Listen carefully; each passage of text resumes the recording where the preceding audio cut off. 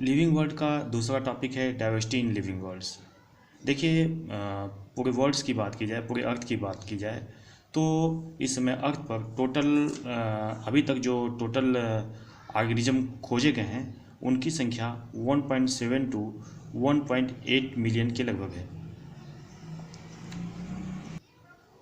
1.7 to 1.8 million living organism have been discovered so far. ठीक है, मतलब लगभग 17 लाख से 18 लाख लिविंग ऑर्गेनिज्म को अभी तक खोजा जा चुका है, जिसको पहचाना जा चुका है, जिसका नाम रखा जा चुका है। ठीक है, इसमें से 1.25 मिलियन स्पेसीज एनिमल्स के हैं और लगभग 0.55 स्पेसीज जो हैं वो प्लांट्स के हैं।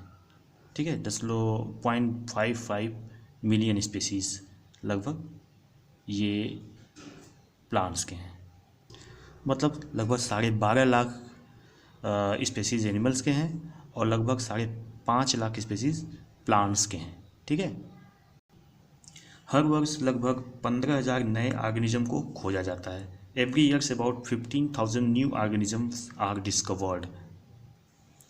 अब बताइए कि अगर आप हर एनिमल्स और हर प्लांट को इंडिविजुअली स्टडी करेंगे तो क्या ये संभव है कि पूरे जीवन काल में आप 18 लाख स्पेसीज़ को स्टडी कर सकें? क्या ये संभव है? अगर आप 18 लाख एनिमल्स और प्लांट को और जितने भी ऑर्गेनिज्म पाए जाते हैं उनका स्टडी करना शुरू कर दें और हर दिन एक ऑर्गेनिज्म की स्टडी करें तो जानते हैं कितना साल लग जाएगा? लगभग 4,900 साल से भी ज़्यादा लग जाएगा। ठीक है, इससे भी ज़्यादा लग जाएगा अगर आप ईच ऑर्गेनिज्म को स्टडी करना शुरू कर दें तो। So it is practically impossible to study each and every individuals। अब इन सभी ऑर्गेनिज्म में सबसे बड़ा ग्रुप इंसेक्ट्स का होता है। सबसे बड़ा group insects are largest group. इनकी संख्या लगभग पूरे वर्ल्ड में अगर देखी जाए तो लगभग 0.9 मिलियन के लगभग है। ठीक है, अगर भारत में देखी जाए तो ये लगभग होता है 0.59 मिलियन इंडिया में। ठीक है, इंसेक्ट्स को हम हेक्सापोडा भी कहते हैं और हेक्सापोडा कहते हैं और इसकी स्टडी जो है ये इंटेमोलॉजी में की जाती है। ठीक है, अच्छा, आप जानते हैं कि इंसेक्ट लगातार उड़ते रहते हैं फिर भी उनके जो पंख होते हैं उनको फैटिग नहीं होता है। इसकी वजह मेनली जानते हैं क्या है? इनके मसल्स में एक ख़ास तरह की शुगर पाई जाती है जिसको ट्रेहलोज कहते हैं। ट्रेहलोज ये शुगर जो होता है इसकी वजह से इनके पंख की मसल्स में फैटिग नहीं होता है। अब हम लोग आ जाते हैं नेक्स्ट टॉपिक सिस्टमैटिक्स पे। ठीक है, सिस्टमैटिक्स टर्म जो था ये कार्लोस लीनियस ने दिया था।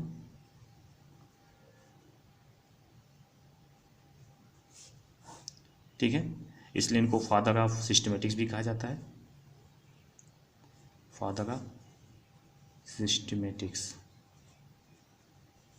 ठीक है, एक साइंटिस्ट हैं जिनका नाम था जी सिम्पसन। इन्होंने बताया था कि क्लासिफिकेशन, सिस्टमैटिक्स और टेक्सोनॉमी ये तीनों सेपरेट फील्ड हैं। इन्होंने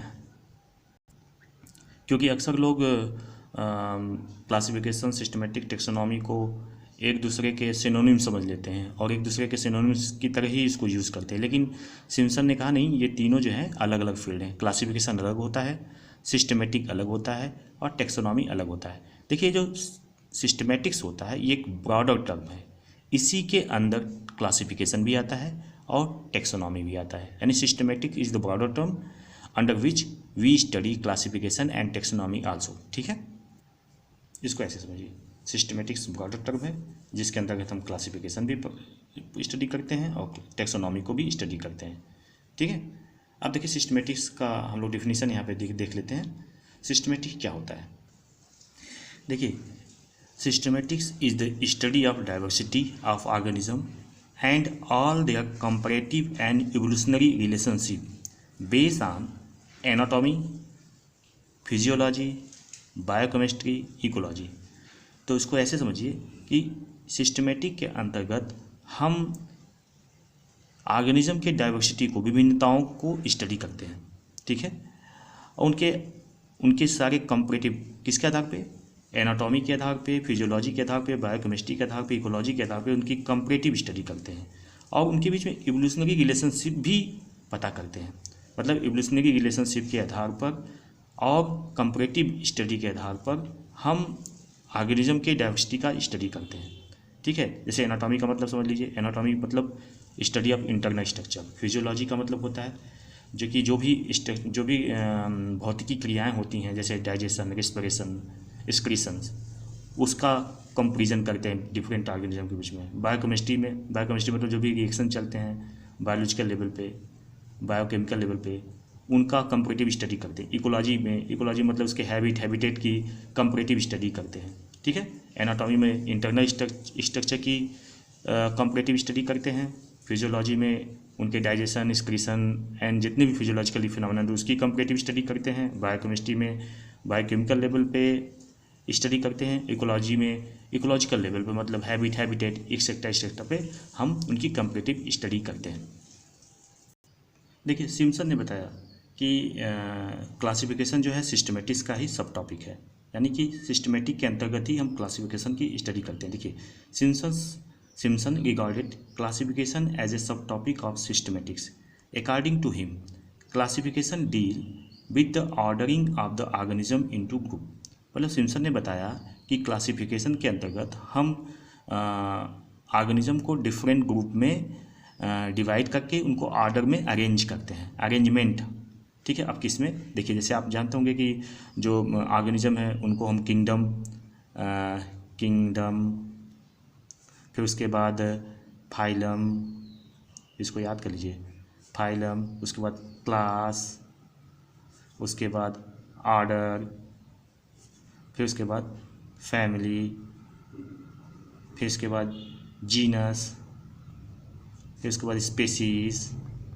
ये डिफरेंट ऑर्डर हो गए ना, डिफरेंट ऑर्डर में इसको बांट दिया गया किंगडम में। फिर किंगडम में कई फाइलम हो गए, फिर फाइलम में कई क्लास हो गए, फिर क्लास में कई ऑर्डर हो गए, फिर कई ऑर्डर में कई फैमिली हो गए, फिर जीनस, तरह से स्पेसीज। इस तरह से डिफरेंट ऑर्डरिंग में क्लासीफाइड करना ही क्लासिफिकेशन होता है। अब आ जाते हैं टेक्सोनॉमी पे। टेक्सोनॉमी क्या होता है? देखिए टेक्सोनॉमी टर्म जो है ये डी कैंडोले ने दिया था, डी कैंडोले, ठीक। और फादर ऑफ टेक्सोनॉमी किसे कहा जाता है? लीनियस को कहा जाता है, याद रखिएगा, फादर ऑफ टेक्सोनॉमी लीनियस। तो father of taxonomy Carlos Linnaeus हो गए। अब ये होता क्या है? It study principles and procedures of the classification. मतलब क्लासिफिकेशन हम किन नियमों और किन विधियों से कर रहे हैं, इसकी स्टडी हम टेक्सोनॉमी के अंतर्गत करते हैं, ठीक है। तो अब क्लासिफिकेशन और टेक्सोनॉमी में एकदम क्लियर अंतर है। क्लासिफिकेशन क्या होता है? Ordering of the organism into group. मतलब ऑर्गेनिज्म को डिफरेंट ऑर्डर में, डिफरेंट ग्रुप में ऑर्डर करना, ये क्लासिफिकेशन होता है। और किन विधियों से करेंगे, किस सिद्धांतों से करेंगे, वो क्या होता है? टेक्सोनॉमी होता है, ठीक है। जिन विधियों और जिन